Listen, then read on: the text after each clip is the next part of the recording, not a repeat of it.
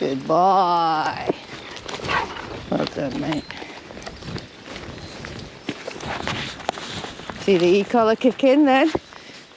Just because he showed an interest. Most dogs won't bother with anything that's just stood or walking. As soon as they run, the prey drive kicks in. This is where your e-collars come in very handy if you have a very high prey driven dog.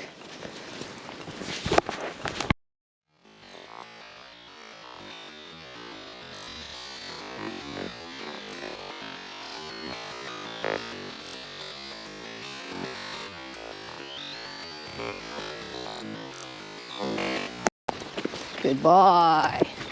The beauty of the e-collar is you don't even have to be there. So when I used the e-collar just then on Blue as an example for you with the sheep, I praised him and I gave him a couple of treats. I didn't have to. I haven't done e-collar aversion training. If I had, he wouldn't even look at the sheep. For him, his e-collar is because when he got to 2, he decided anything as cocky or cockier than him, he's going to take it on, because testosterone was raging.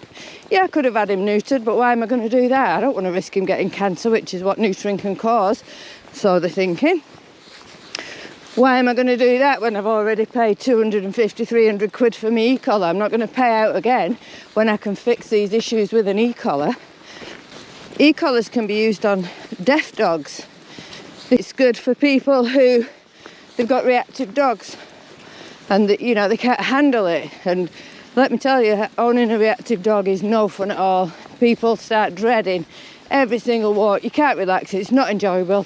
There is nothing nice at all at owning a reactive dog. E-collars can help with that. It stops the dog from doing what it's doing. All dogs are different. So some dogs and some owners will never even need an e-collar, but where people go wrong is they see somebody saying, oh my god, they're cruel, barbaric, abusive and whatever else they say. What they don't know is these people have most likely never ever even seen or used an e-collar, so these people don't know what they're talking about. So if you're going to jump in the comment section now and say I've bought an e-collar, you tell me what make and model you've used. And I can assure you, if you're saying it's cruel and barbaric, I can assure you it's not a quality e-collar. Your quality e-collars are hundreds of pounds. They're not a £50 one you can buy off shopping channels. The modern e-collars are like a TENS machine, so they give the dog a blunt stimulus. You always use the e-collar on the lowest setting for your dog. Every dog's different. It's not a one size fits all, but you always use the lowest setting for your dog. You see, when I pressed it on him, did he squeak, did he jump, did he do anything? No, didn't do a thing. He turned around and returned to me like he should have done. The e-collar saves lives of hundreds of dogs and other animals. Like I say, many people are at the end of the tether with the dog. They can't cope with the reactivity, or they don't want to keep the dog on the lead. They know full well a dog's life isn't being stuck on a lead all the time, or on a long line, or in a secure field. What kind of life is that for the dog or the owner? That's not, oh, the dog's living the best life. No, it's not. That's the dog's living a really shitty life. Would you not rather be able to bring your dog somewhere like this and not worry about that an animal might pop up, or a dog or a person? Or are you quite happy just being in a secure field paying each week for it? I know which I'd rather prefer. Your e-collar is a way of communicating clearly with your dog, no matter where they are. People will tell you, and even on Google, apparently it says e-collars are banned. E-collars are not banned. As of today, the 9th of June, 2025, e-collars are not banned. It didn't go through with the ban that was suggested last year because of lack of evidence. All people can do is spout lies, yet when we balance trainers push forward and say, no, you know what, this force free lot have gone way too far now. This force free lot, so I'll put it to another way. People call us abusive, cruel, barbaric It's torturous for using the tools that we do. So an e-collar, a prong collar, slip collar, even maybe Tucker, maybe even a martingale collar like Tucker wears. We're cruel, right? Because we use these tools, because we know that with these tools we can change your dog literally within one lesson. No, it's still going to need some work, but nowhere near what your force-free trainers tell you. I've seen posts of force-free or owners of dogs who have been to force-free trainers. Oh yeah, my dog walks quite loose on a lead now. She's just getting it after 18 months. 18 months to have a dog walk loose on a lead. Are you kidding me? You can do that within 5 minutes if you use the right equipment. So these force-free lot, they tell you, oh my God, no, we're cruel and barbaric as a balanced trainer. But I tell you what the force-free lot do. They say, oh, see this one's a very dominant, intact male. So they would tell me to drug him. Or they may say, because this is what they've done to some of my other clients, they may say, well, have you got that breeder dog? That breeder dog's wrong for you. So that makes you as a dog owner feel shit.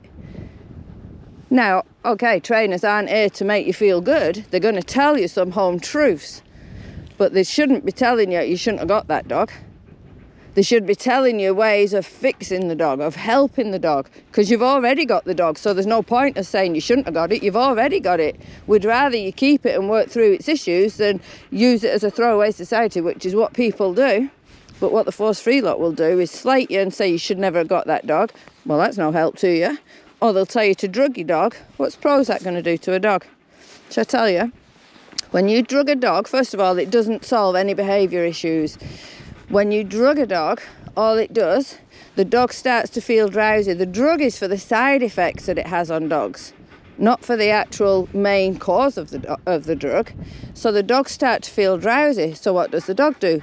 Instinctively, the dog starts fighting that drowsiness. So actually what you can do when you drug your dog is actually make the situation a whole lot worse, because your dog's fighting the drowsiness. So you're not helping your dog. Drugs mask issues. They don't get to the root cause of the issue. Or then the next thing they'll tell you, if the drugs don't work or you refuse point blank to drug your dog, they'll then say to you, well, have it put down then, because this dog cannot be fixed. What they mean when they say that is this dog cannot be fixed with love, cheese and biscuits.